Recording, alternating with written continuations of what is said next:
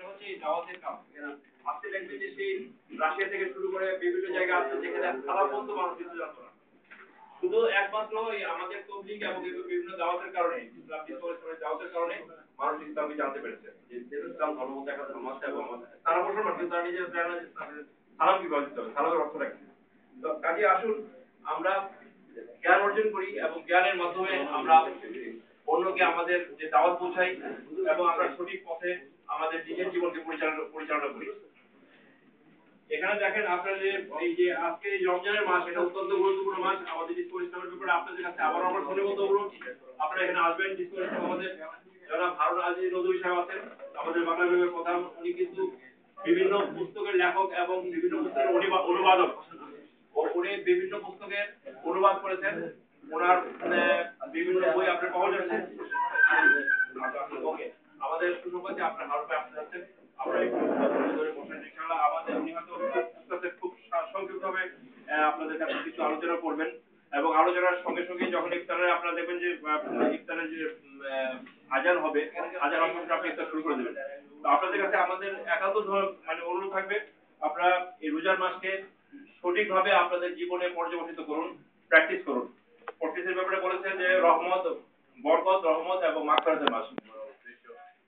মানে ইসলামের এই মেসেজটাও বিশেষ করে ডিসকভারেশন দিতে চায় যারা মানে ইসলামের মানে পথে আছে তারা যেন মজবুত থাকে এবং তারা যেন অন্যের কাছে ইসলামের মেসেজটা পৌঁছায়। এটা তো রমজান মুবারকের এই সময়ে বিশেষভাবে মানুষ এটা মানে আমরা সবাই মনে করি সারাদিন মানে খাওয়া মানে পান করা স্ত্রী সবার সবকিছু থেকে আমরা অনেক বিরত থাকি। কেন? শুধু আল্লাহকে মান্য করার জন্য, আল্লাহর অনুভূতির জন্য। এই যে ট্রেনিংটা আপনি পাইতেছেন, রুহানি একটা ট্রেনিং আপনার হচ্ছে মানে পুরো মাসে মানে আল্লাহর ইতাআতের মধ্যে আল্লাহর অনুগ্রহ করব, আল্লাহ মানে আল্লাহ রাব্বুল আলামিনের মানে বাইরে থাকবো, আল্লাহ যা বলবেন তা মানবো এবং আল্লাহ যা মানা করছে তা থেকে বেঁচে থাকবো। এই দুইটা বড় জিনিস, এই দুইটার উপরে ভালোভাবে অনুশীলন হচ্ছে পুরো মাসে। এই যে অনুশীলনটা হচ্ছে আপনার সবরের মানে একটা ধৈর্যের যে একটা মানে অনুশীলন হচ্ছে, একটা মানে সবক আমরা পাইতেছি, এটা যেন বাকি 11 মাসেও মানে সেম এভাবে আমার মধ্যে বলবৎ থাকে। এটার মধ্যে যেন আমরা থাকতে পারি, মানে বাকি 11 মাসের মধ্যেও যেন আল্লাহ মানে আল্লাহ রাব্বুল আলামিন যা আমাদের করতে বলবেন তা করব, যা করতে নিষেধ করবেন তা থেকে আমরা দূরে থাকবো। যেমন নাকি রমজানে কোন একজন মুসলমানকে যার অন্তরে আসলে ইসলামের মানে সামান্যতম দরদ আছে, তাকে যদি কেউ মারতেও চায় সেও খাবে না, পান করবে না। এমনকি একা বসে আছে, কেউ তাকে দেখতেছে না, তখনও সে মানে পানি পান করে না। কেন? শুধু আল্লাহর ভয়ে, মানে আল্লাহকে অনুগত করার জন্য, আল্লাহর কথা মানার জন্য।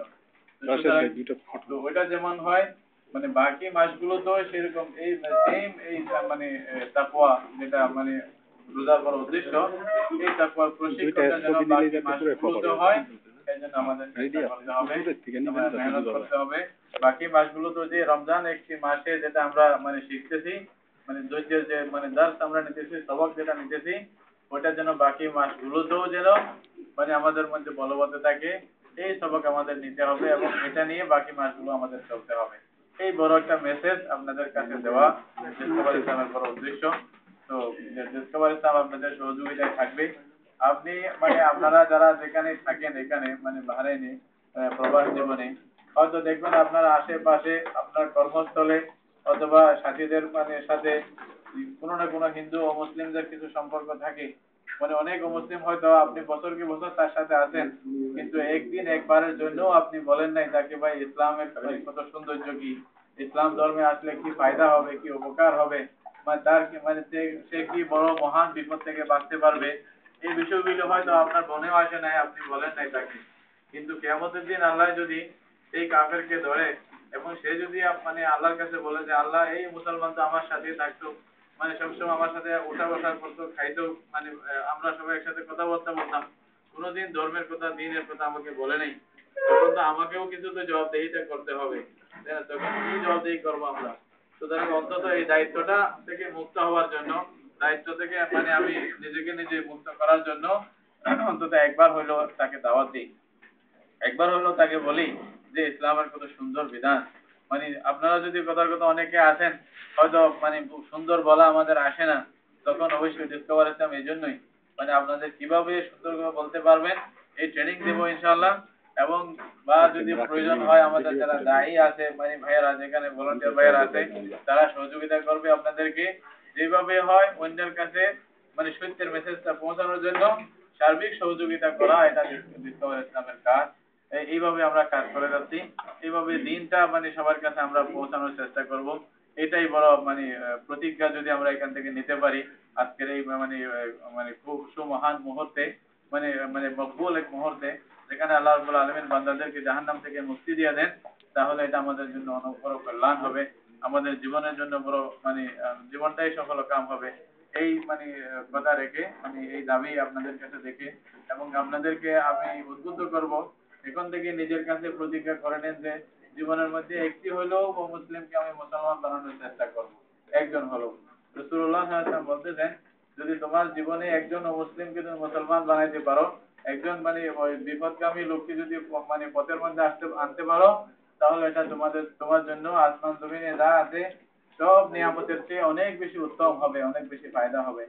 এই বড় মহান সৌভাগ্য লাভ করার জন্য আমরা নিজের মধ্যে অন্তত একবার প্রতিজ্ঞা করে নেই যে হ্যাঁ আমি আমার জীবনে অন্তত একটা ব্যক্তিকে চেষ্টা করে 1 বছর না 2 বছর না 3 বছর না 10 বছর পিছনে লাগিয়ে থাকবো, একটা ব্যক্তিকে আনার জন্য চেষ্টা করব।